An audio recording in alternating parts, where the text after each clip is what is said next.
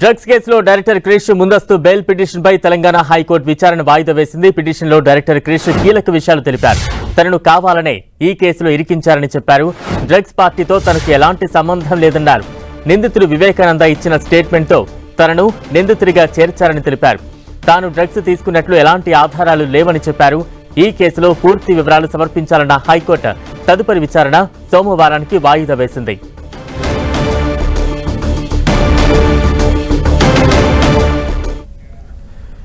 ఇదే అంశానికి సంబంధించి తాజా అప్డేట్స్ అందించేందుకు ప్రతినిధి సునీల్ సిద్ధంగా ఉన్నారు. సునీల్, రాడిసన్ హోటల్లో దొరికినటువంటి డ్రగ్స్ కేసులో ఒకవైపు పోలీసులు దర్యాప్తు వేగవంతం చేస్తే మరోవైపు ఈ కేసులో A10గా ఉన్నటువంటి డైరెక్టర్ క్రిష్ మాత్రం హైకోర్టులో పిటిషన్ దాఖలు చేశారు. ఈ కేసులో A10గా చేరుస్తూ గచ్చిబౌలి పోలీసులు ఇప్పటికే క్రిష్కి విచారణకు హాజరు కావాలని నోటీసులు కూడా జారీ చేశారు. ఈ నోటీసులు సవాల్ చేస్తూ ఇప్పటికే డైరెక్టర్ క్రిష్ హైకోర్టులో యాంటిసిపేటెడ్ బెయిల్ అంటే ముందస్తు బెయిల్కు మంజూరు చేస్తూ ఈరోజు పిటిషన్ దాఖలు చేశారు. ఆ పిటిషన్లో కొన్ని కీలక అంశాలు కూడా డైరెక్టర్ క్రిష్ ప్రస్తావించడం జరిగింది. ఇందులో కావాలనే తన పేరుని ఈ కేసులో ఇరికించే ప్రయత్నం చేశారు. డ్రగ్స్కి తనకు ఎలాంటి సంబంధం లేదు. ఈ కేసులో A1గా ఉన్నటువంటి వివేకానందకి తనకు ఎలాంటి సంబంధం లేదు. తాను ఇచ్చినటువంటి స్టేట్మెంట్ బేస్ చేసుకొని ఈ కేసులో తన పేరును ఏ రకంగా చేస్తారు, అతను రిమాండ్ కానప్పుడు తనను ఈ కేసులో ఏ విధంగా రిమాండ్ చేస్తారనే వాదనను ఈరోజు క్రిష్ తరపు న్యాయవాది కోర్టు దృష్టికి తీసుకురావడండి. ఇరు వాదనటువంటి హైకోర్టు ఈ కేసులో పూర్తి వివరాలు సమర్పించాలంటూ కూడా గచ్చిబౌలి పోలీసులకు హైకోర్టు ఆదేశాలు జారీ చేస్తూ తదుపరి విచారణ సోమవారానికి వాయిదా వేయడం జరిగింది. ఇప్పటికీ ఈ కేసులో దాదాపు మొత్తం 12 మంది నిందితులను చేరుస్తూ గచ్చిబౌలి పోలీసులు కేసు నమోదు చేయడం జరిగింది. అందులో A10గా ఉన్నటువంటి డైరెక్టర్ క్రిష్ మాత్రం ఇప్పుడు యాంటిసిపేటెడ్ బెయిల్ అంటే ముందస్తు బెయిల్ పిటిషన్ కోసం హైకోర్టులో పిటిషన్ దాఖలు చేశారు. ఈ పిటిషన్పై విచారించిన కోర్టు సోమవారానికి ఈ పిటిషన్ మరి వాయిదా వేయడం జరిగింది. మరి సోమవారం వాదనలు విన్న తర్వాత డైరెక్టర్ క్రిష్కి కోర్టు యాంటిసిపేటెడ్ బెయిల్ మంజూరు చేస్తుందా లేదని మాత్రం సర్వత్రా ఆసక్తి నెలకొంది. ఇప్పటికే ఈ కేసులో చాలా మంది అబ్స్కాండింగ్ లో ఉన్నారు. కొంతమందిని విచారించారు, కొంతమందికి నోటీసులు జారీ చేశారు, మరికొంతమందికి స్టేషన్ బెయిల్ ఇచ్చి వారందరినీ కూడా పంపించిన పరిస్థితి కనబడుతుంది. మొత్తం మీద మాదక ద్రవ్యాలను పూర్తిగా నిర్మూలించాలని ఇప్పటికే ముఖ్యమంత్రి రేవంత్ రెడ్డి అధికారులకు దిశానిర్దేశం చేసిన తర్వాత ఎక్కడో ఒక చోట డ్రగ్స్ మూలాలు బయటపడుతూనే ఉన్నాయి. ఇందులో భాగంగానే సినీ రంగానికి చెందినటువంటి ప్రముఖుల పేర్లు ఎక్కడ డ్రగ్స్ దొరికినా కూడా వారి పేర్లు ప్రస్తుతం బయటికి వస్తున్నటువంటి పరిస్థితి.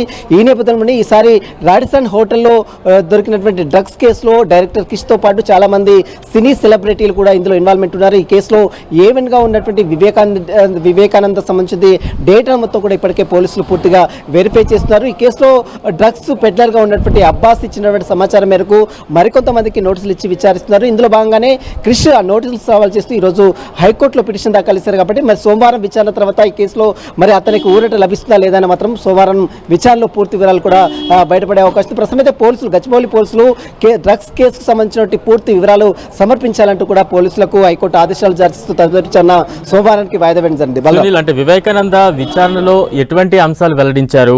హైకోర్టులో క్రిష్ తరపు న్యాయవాదులు వాటికి కౌంటర్ గా లేదంటే కొన్ని కీలక సమాచారం చెప్పామంటున్నారు. కోర్టులో ఎటువంటి కీలక సమాచారాన్ని అక్కడ వెల్లడించారు? ప్రధానంగా రాడిసన్ హోటల్లో ఈ నెల 24వ తేదీన ఒక పార్టీని కండక్ట్ చేశారు. 2 రూమ్స్ తీసుకున్నారు. రాడిసన్ హోటల్లో రూమ్ నెంబర్ 200తో పాటు 1204 2 రూమ్లు తీసుకొని అక్కడ ఒక పెద్ద ఈవెంట్ కండక్ట్ చేశారు. అందులో క్రిష్ కూడా అటెండ్ అయ్యారు అని పోలీసులు చెప్తున్నారు. ఎందుకంటే అక్కడ ఉన్నటువంటి కెమెరాలు కొన్ని ఎవిడెన్స్ ఆధారంగా క్రిష్ కూడా అక్కడికి వచ్చి వెళ్ళిపోయినట్టు తెలుస్తుంది. కానీ ఈ హోటల్లో ఇప్పటివరకు దాదాపు 3 గ్రాముల కొకైన్ని స్వాధీనం చేసుకుంది. అందులో కీలక సభ్యుడిగా ఉన్నటువంటి డ్రగ్స్ పెడ్లర్గా ఉన్నటువంటి అబ్బాసు, అదేవిధంగా వివేకానంద ప్రముఖ అతను ఒక ఇండస్ట్రియల్గా ఉన్నాడు, ఒక బిజినెస్ మ్యాగ్గా ఉన్నాడు. అతను కూడా ఈ కేసులో అరెస్ట్ కావడం జరిగింది. అతనితో పాటు అతని డ్రైవర్గా ఉన్నటువంటి ప్రవీణ్, అదేవిధంగా సినీ ఆర్టిస్టులు చాలా మంది ఈ యొక్క పార్టీకి అటెండ్ కావడం జరిగింది. అయితే క్రిష్ మాత్రం తనకు ఈ కేసుకి ఎలాంటి సంబంధం లేదు. కొన్ని పరిచయాల వల్ల వివేకానంద ఉన్నటువంటి కొన్ని పరిచయాల వల్ల అక్కడికి వెళ్ళి వచ్చాను తప్ప ఈ కేసులో తనకు ఈ డ్రగ్స్కి ఎలాంటి సంబంధం లేదు. కావాలని ఈ కేసులో తనను ఇరికించే ప్రయత్నం చేస్తున్నట్టు కూడా క్రిష్ తన పిటిషన్ కాపీలో చాలా స్పష్టమైనటువంటి అంశాలు కూడా పొందుపరిచారు. ఇక వివేకానంద ఇచ్చినటువంటి స్టేట్మెంట్ బేస్ చేసుకుని కన్ఫెషన్ స్టేట్మెంట్ బేస్ చేసుకుని తనను ఈ కేసులో ఎందుకు ఇరికిస్తున్నారంటూ కూడా క్రిష్ ఈరోజు కోర్టు దృష్టికి తీసుకురావడం జరిగింది. మొత్తం మీద ఈ కేసు విచారించినటువంటి హైకోర్టు పూర్తి వివరాలు సమర్పించాలని గచ్చిబౌలి పోలీసులకు ఆదేశాలు జారీ చేస్తూ తదుపరి విచారణ మరి సోమవారానికి వాయిదా వేయడం. ఇప్పటికే ఈ కేసులో కొంతమంది సినీ సెలబ్రిటీలు అబ్స్కాండింగ్ లో ఉన్నారు. మరికొంతమంది అరెస్ట్ కావడం జరిగింది. మరికొంతమంది డ్రగ్స్ పెడ్లర్గా ఉన్నటువంటి వారందరూ కూడా అరెస్ట్ చేశారు. ఇక ఈ డ్రగ్స్ని ఎక్కడి నుంచి కొనుగోలు చేశారు, ఎవరెవరు ఇందులో ఇంకా ఇన్వాల్వ్మెంట్ ఉందన్న దానిపై కూడా ఒకవైపు గచ్చిబౌలి పోలీసులు దర్యాప్తు కొనసాగిస్తుంటేనే మరోవైపు కొంతమంది హైకోర్టులను సైతం ఆశ్రయించి ఊరట పొందేలాగా చూస్తున్నారు. ఇందులో భాగంగానే డైరెక్టర్ క్రిష్ కూడా ఈరోజు హైకోర్టులో పిటిషన్ దాఖలు చేశారు. కాబట్టి దీనిపై మరి సోమవారం విచారించిన తర్వాత కోర్టు ఎలాంటి నిర్ణయం తీసుకున్నది మాత్రం వేచి చూడాల్సిందని చెప్పవచ్చు. Balram. Right, thank you Sunil.